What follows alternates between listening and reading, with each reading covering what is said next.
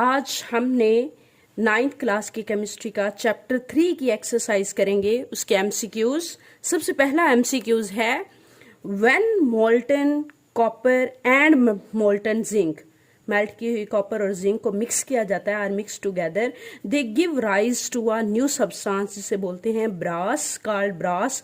अब हमने इस ब्रास में ये देखना है कि what type of bond is formed between copper and zinc, copper और जिंक के दरमियान कौन सा बॉन्ड बनता है। ये दोनों मेटल्स हैं, कॉपर और जिंक मेटल हैं, और बनने वाला भी हमारे पास ब्रास एक मिक्सचर मेटल ही है जिसे हम पित्तल कहते हैं। कौन सा? Coordinate covalent bond, ionic bond, metallic bond and covalent bond. Right answer है हमारा metallic bond. Metallic bond option C is our right answer. हमारा एमसीक्यूज नंबर 2 क्या है कि which element is capable of forming all 3 types of bonds. कौन कौन से 3 types? Covalent, coordinate covalent और आयनिक। इन चारों एलिमेंट्स में कौन सा ऐसा एलिमेंट है जो ये तीनों बॉन्ड बना सकता है? Carbon is are suitable answer. Carbon की चंद एक मिसालें भी मैंने दी हुई हैं, जैसे कार्बन के कार्बाइड्स, कैल्शियम कार्बाइड हो गया, या कार्बोनेट आयन, कार्बोनेट्स जैसे कि कैल्शियम कार्बोनेट। इन कंपाउंड्स में आयनिक बॉन्ड होता है। अगर हम मीथेन मॉलिक्यूल की बात करें तो ये कार्बन हाइड्रोजन के साथ कोवेलेंट बॉन्ड बनाता है। हम एक और कार्बन मोनोऑक्साइड की बात करें तो कार्बन के वैलेंस शेल में 4 इलेक्ट्रॉन हैं, 2 उसने शेयर करके ऑक्सीजन के साथ बॉन्ड बना लिया है, तो उसकी वैलेंसी पूरी नहीं हो रही थी और ऑक्सीजन 2 बॉन्ड बनाता है। इसलिए फर्दर ऑक्सीजन लॉन पेयर दे के लॉन पेयर को डोनेट करके कोऑर्डिनेट कोवेलेंट बॉन्ड बनाता है। सो कार्बन मोनोऑक्साइड के अंदर 2 बॉन्ड जो हैं वो कोवेलेंट हैं, जबकि तीसरा जो है, जो एरो से मैंने शो करवाया हुआ है, वो हमारा कोऑर्डिनेट कोवेलेंट बॉन्ड है। सो कार्बन तीनों टाइप्स के बॉन्ड बना सकता है। नेक्स्ट हमारा ऑप्शन एमसीक्यूज नंबर 3 है। एमसीक्यूज नंबर 3 क्या एमसीक्यूज है? Why H2O a liquid while H2S is a gas। Hydrogen sulphide gas है, जबकि वाटर क्या है? H2O वो लिक्विड है। क्यों? Due to intermolecular forces. ये वाटर के अंदर इंटरमालिकुलर फोर्सेस स्ट्रांग होती हैं। ऑक्सीजन ज्यादा इलेक्ट्रोनेगेटिव होने की वजह से वाटर में जो इंटरमालिकुलर फोर्सेस हैं वो हमारी हाइड्रोजन बॉन्डिंग है जो कि स्ट्रॉन्ग है। सो हमारा option B is right option. हम कहते हैं because water is a polar compound, ये एक पोलर कंपाउंड है, and there exist strong forces of attraction between its molecule, और उसके मॉलिक्यूल के दरमियान स्ट्रॉन्ग फोर्सेज होती हैं, इसलिए वो रूम टेम्परेचर पे लिक्विड स्टेट में पाया जाता है, जबकि हाइड्रोजन सल्फाइड गैस की फॉर्म में पाया जाता है। हमारा एमसीक्यूज नंबर 4 क्या एमसीक्यूज है? Which of the following bond is expected to be weakest. इन बॉन्ड्स में से कौन सा वीकेस्ट है? कमजोर बॉन्ड। कार्बन कार्बन की बॉन्ड एनर्जी देखें, क्लोरीन क्लोरीन की, फ्लोरीन फ्लोरीन की, और ऑक्सीजन डबल बॉन्ड ऑक्सीजन की मैंने मेंशन की हुई है। कार्बन की 347 है और क्लोरीन के मॉलिक्यूल्स की 237 किलो जॉल पर मोल है, और अगर हम फ्लोरीन की बात करें तो 154 किलो। सबसे लोएस्ट एनर्जी जिसकी होगी ऑब्वियसली वही बॉन्ड वीक होगा। सो हमारा राइट ऑप्शन है डी, ये बॉन्ड वीक है फ्लोरीन का। नेक्स्ट हमारे पास क्यों इसकी एनर्जी, बॉन्ड एनर्जी है 154 किलो जॉल पर मोल। अगला हमारा 5th ऑप्शन है, 5th एमसीक्यूज कहते हैं which form of carbon is used as a lubricant. Lubricant के तौर पे कौन से कार्बन की फॉर्म यूज की जा सकती है ग्रीसी इफेक्ट देने के लिए?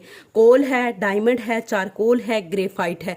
तो ग्रेफाइट हमारा राइट आंसर है। ये मशीन्स के अंदर ड्राई लुब्रिकेंट का काम करता है। क्यों? क्योंकि ग्रेफाइट जो है वो लेयर्स की फॉर्म में अरेंज हुआ हुआ है और स्लिप रिएक्शन रखता है।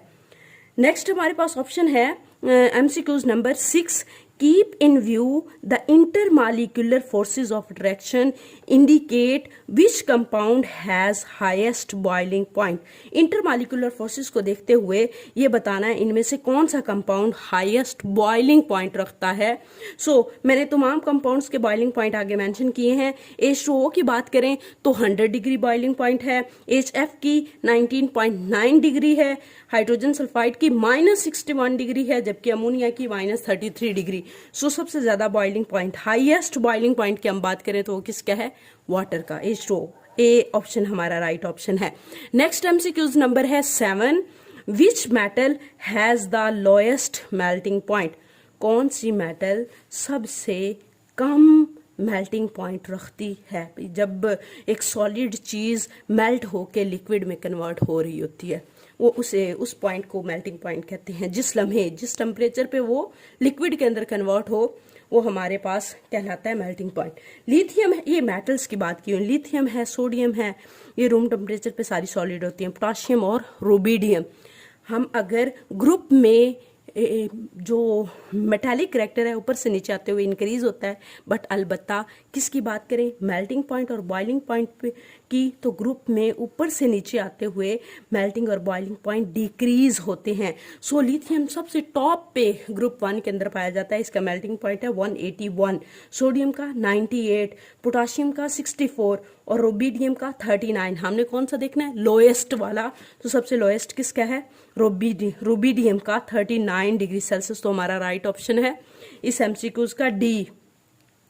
आगे MCQs नंबर 8 है, which ionic compound has the highest melting point, कौन सा आयनिक कंपाउंड सबसे ज्यादा मेल्टिंग पॉइंट रखता है, बड़ा मेल्टिंग पॉइंट। सोडियम क्लोराइड है, पोटाशियम क्लोराइड है, लिथियम क्लोराइड है, रुबिडियम क्लोराइड है। इनके मेल्टिंग पॉइंट आगे मैंने मेंशन किए हैं। यहाँ भी ये सॉलिड फॉर्म में आयनिक कंपाउंड पाए जाते हैं। ये मेल्ट होके जब लिक्विड में कन्वर्ट होते हैं तो वो मेल्टिंग पॉइंट कौन सा है, वो टेम्परेचर मेंशन करना है।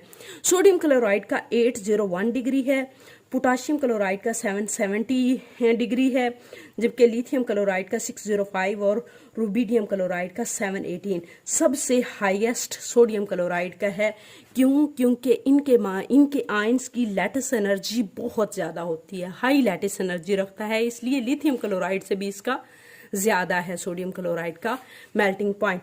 तो आपने कॉमनली देखा होगा सोडियम क्लोराइड को टेबल साल्ट बोलते हैं, घर में पाया जाने वाला नमक। तो जो ये लोग भूनते हैं, जैसे मकई के दाने हो गए, चनों के दाने, वो सुबह से लेके शाम तक, और हमारा सोडियम मेल्ट नहीं होता, क्यों, क्योंकि इसका मेल्टिंग पॉइंट बहुत ज़्यादा है, 800 डिग्री सेल्सियस पे जाके मेल्ट होना शुरू होता है। Which compounds contain both covalent and ionic bond, कौन सा कंपाउंड इनमें से दोनों बॉन्ड रखता है, कोवेलेंट बॉन्ड भी और आयनिक भी।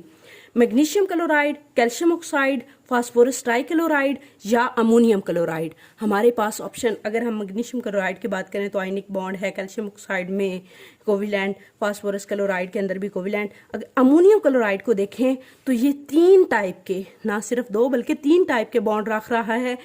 अमोनियम आयन और क्लोराइड के दरमियान आयनिक बॉन्ड, अमोनियम आयन और क्लोराइड के दरमियान आयनिक बॉन्ड, ये वाला आयनिक, और जो ये 3 नाइट्रोजन हमारा ग्रुप नंबर 5 से बिलोंग करता है, इसके आखिरी शेल में 5 इलेक्ट्रॉन होते हैं, एक लॉन पेयर के तौर पे बिहेव करता है और 3 बॉन्ड फॉर्मेशन में हिस्सा ले लेते हैं।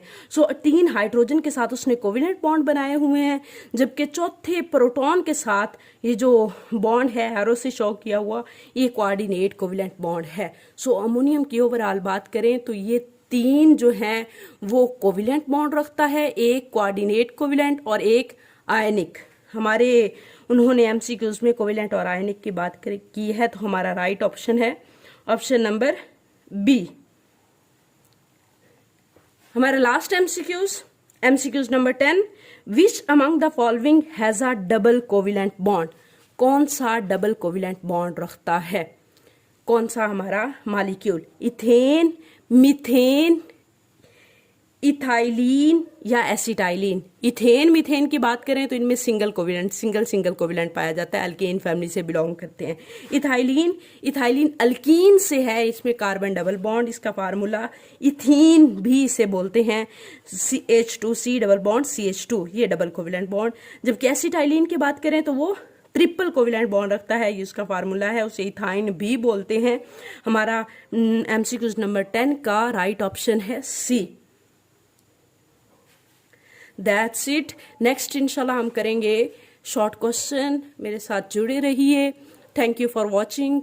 अगर मेरी वीडियो से थोड़ा सा भी आपको फ़ायदा हुआ है तो लाइक कीजिएगा, शेयर कीजिएगा and obviously subscribe my channel.